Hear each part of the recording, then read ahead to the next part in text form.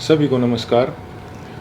जैसा कि आप सब लोग जानते हैं कि हम पिछले कई महीनों से संघर्ष कर रहे हैं रेसलिंग फेडरेशन ऑफ इंडिया के प्रेसिडेंट बृजभूषण सिंह के खिलाफ, क्योंकि उसने भारतीय महिला पहलवानों का यौन शोषण किया है और भी काफ़ी सारे जो हैं घोटाले फेडरेशन के माध्यम से उसने किए हैं। पिछले कई दिनों से हम देख रहे हैं कि समाज में हमारे खिलाफ एक अलग से नैरेटिव बनाया जा रहा है, कुछ अफवाहें फैलाई जा रही हैं और साथ में मीडिया भी कई तरह की खबरें जो है दिखा रहा है।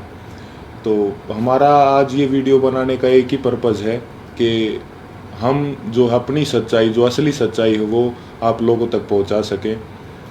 आज हम इस आंदोलन की शुरुआत से लेकर अभी तक पूरी की पूरी सच्चाई आपके सामने डिटेल के साथ रखेंगे। आज जो हमारे ऊपर कई तरह के जो आरोप भी लगे हैं, आज हम उनका भी जवाब जो है प्रूफ के साथ देंगे।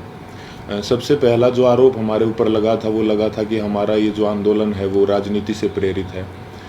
कांग्रेस लीडर दीपेंद्र हुड्डा ने हमारे को इस आंदोलन के लिए उकसाया है। आप सबको पता है कि सबसे पहले जो हम प्रोटेस्ट पे आए थे जंतर मंतर पे, वो जनवरी में आए थे और उस प्रोटेस्ट की जो परमिशन है वो बीजेपी के ही 2 लीडर्स ने ली थी।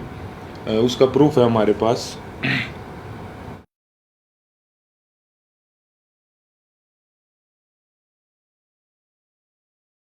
प्रोटेस्ट की जो परमिशन जो जंतर मंतर थाने से ली गई थी वो बीजेपी लीडर तीर्थ राणा और बीजेपी लीडर बबीता फोगाट ने जो वो परमिशन ली थी, जिसका प्रूफ भी अभी हमने आपको दिखाया।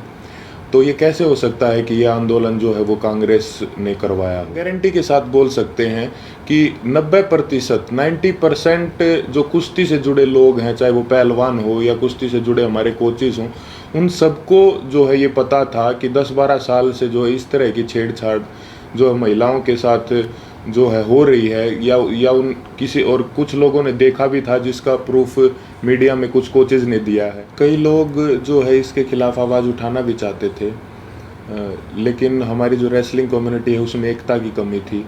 अगर किसी ने जो सिंगल अगर ये आवाज़ उठाने का फैसला भी किया तो वो बात जो है रेसलिंग जो है फेडरेशन के प्रेसिडेंट तक पहुंच जाती थी और उस आदमी के कैरियर में दिक्कत आना स्टार्ट हो जाती थी। लगातार और बार बार हमने सभी को बताया है कि जो हमारी लड़ाई वो सरकार के खिलाफ नहीं है, हमारी लड़ाई जो है रेसलिंग फेडरेशन के प्रेसिडेंट के खिलाफ है, क्योंकि जो भी शोषण उसने किया है, जो भी रेसलिंग के लिए गलत किया है वो उसने फेडरेशन के पद पर बने रहते हुए किया है।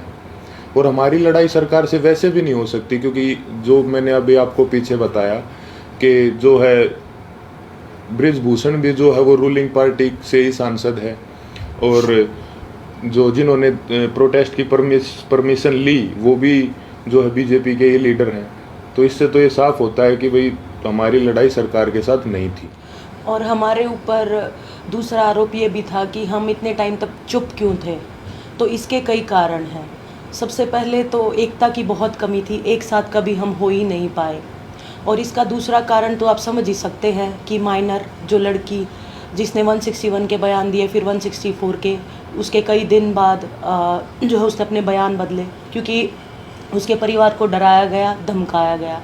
तो सिंगल आवाज़ उठा भी कैसे सकते थे। कुश्ती में आने वाले सभी खिलाड़ी बहुत ही गरीब परिवार से होते हैं, उनमें हिम्मत नहीं होती वो इतनी बड़ी व्यवस्था और इतने पावरफुल आदमी के खिलाफ आवाज़ उठा सके। और वो सब आप लोगों ने महसूस भी कर लिया होगा कि इंडिया के टॉप रेसलर्स ने मिलकर आवाज़ उठाई और उसके बावजूद भी उन्हें किन किन हालातों से गुजरना पड़ा।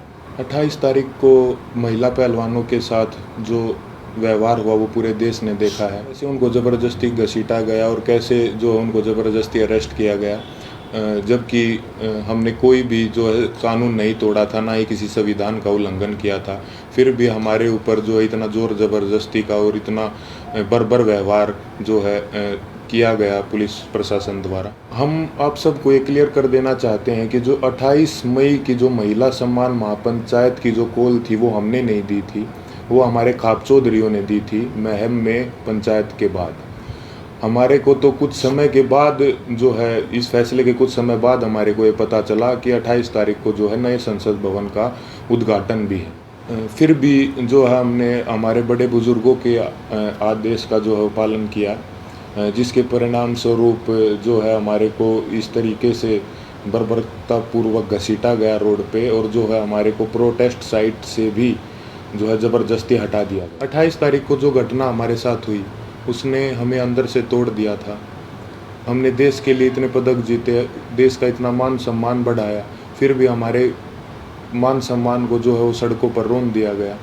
उस घटना के बाद हम जो है इतने आहत हो गए थे, इतने परेशान हो गए थे कि वो बात हम वर्ड्स में भी नहीं बता सकते। हमें कुछ समझ नहीं आ रहा था कि हमारे साथ ये क्यों हुआ। उसके बाद हम सब ने अपने सारे मेडल्स गंगा जी में विसर्जित करने का फ़ैसला लिया, क्योंकि हमें वो अपने सारे मेडल्स बेईमानी नज़र आ रहे थे। लेकिन फिर हरिद्वार में भी हम सब इस तंत्र की साजिश का शिकार हो गए। जैसे ही हम हरिद्वार में अपने मेडल बहाने पहुँचे तो तंत्र से जुड़ा एक आदमी बजरंग का हाथ पकड़ के साइड में ले गया और उससे पता नहीं कितने नेताओं की बात करवाई कि आप रुको, आपके बारे में मीटिंग चल रही है और आपको न्याय भी मिल जाएगा, आप बस 7 बजे तक रुको।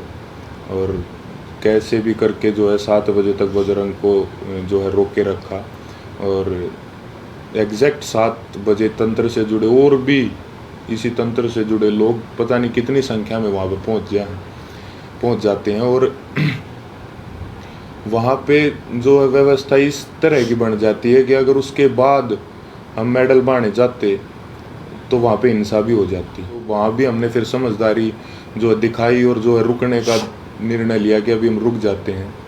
और एक और बात क्लियर कर दे कि वो मेडल हमने सिर्फ अपने कोचेज़ को और अपने माँ बाप को वापस दिए थे। वहाँ पे क्या चल रहा था ये हमारे को कुछ समझ में ही नहीं आ रहा था। हम उस मानसिक स्थिति में थे ही नहीं कि हम वहाँ पे किसी साजिश को या वहाँ पे क्या चल रहा है इस चीज़ को समझ पाते। हम बहुत ही एक तनाव में और एक बहुत दुखी मन के साथ अपने जीवन की पूरी कष्ट कमाई को वहाँ लेके गए थे। लेकिन वहाँ पे क्या हुआ उसको क्योंकि हम जो है आंदोलनकारी नहीं है ना, हमें एक्सपीरियंस है, हमने जो है पूरी ज़िंदगी कुश्ती करी है ना, सोशल लाइफ भी नहीं जिए, तो कई बार इस तरह के जो माहौल क्रिएट होते हैं वो नहीं समझ में आते। साथ में हम अपनी ज़िंदगी की पूरी कमाई वहाँ पे लेके गए हुए थे। इस घटना के बाद हमारी मानसिक स्थिति ऐसी हो गई थी कि हमें कुछ भी समझ नहीं आ रहा था कि कौन हमारे साथ है, कौन जो हमारे खिलाफ है, कौन इस तंत्र का हिस्सा है। हम दिमागी रूप से बिल्कुल जो है ब्लैंक आउट हो गए थे। और फिर उसके बाद कई लोग हमारे को मिलते रहे, कुछ समझाते रहे, हमारे को कुछ समझ नहीं आ रहा था कि किस पे विश्वास करें और किस पे ना करें। इसी बीच ये समझाया गया हमको कि होम मिनिस्टर सर से आपको मिलना चाहिए, क्योंकि जो है सारे समाधान वहीं से निकलेंगे। हम वहाँ पे सिर्फ अपनी बात रखने के लिए गए थे। और अब ये भी सुनने में आ रहा है कि कई खापे जो हैं वो हमसे नाराज़ हैं। मैं सबसे हाथ जोड़ के यही विनती करना चाहूँगा कि आप प्लीज़ अफवाहों पे ध्यान मत दो। अगर अनजाने में हमसे कोई गलती भी हुई हो तो हमें माफ़ करो। इतने दिन लगातार संघर्ष करने के बाद, इतने लोगों से मिलने के बाद हमने क्या महसूस किया है, क्या सीखा है, ये तो अभी हम आपको वर्ड्स में नहीं बता सकते। लेकिन हमने कई ऐसे इंसान भी देखे हैं हमारे साथ, और कई ऐसे संगठन देखे हैं जो निस्वार्थ भाव से जिन्होंने हमारा समर्थन किया है। हम उनका दिल से धन्यवाद करना चाहेंगे। संयुक्त किसान मोर्चा ने जो है पूरे जी जान से धरातल पे भी जो है हमारा जो समर्थन किया है। भाई चंद्रशेखर रावण का भी मैं दिल से धन्यवाद करना चाहूँगा, क्योंकि ये तंत्र जात पात में हमको बांटना चाहता था, लेकिन उस भाई ने हमारी दिल से सपोर्ट की है।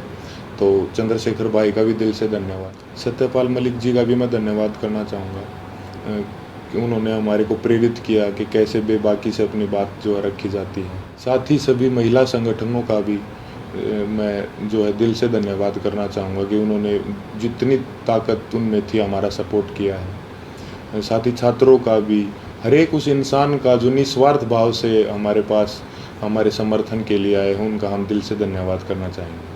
और हम चाहेंगे कि आगे भी मुसीबत के समय में आप हमारा ऐसे ही साथ दें। इसके लिए मैं धन्यवाद करना चाहूँगा बीजेपी लीडर जो हैं बबीता जी और तीर्थ राणा जी का, कि उन्होंने जो है पहलवानों को एकजुट करने का काम किया। साथ ही उन्होंने इस आवाज़ को उठाने के लिए उन्हें मोटिवेट भी किया।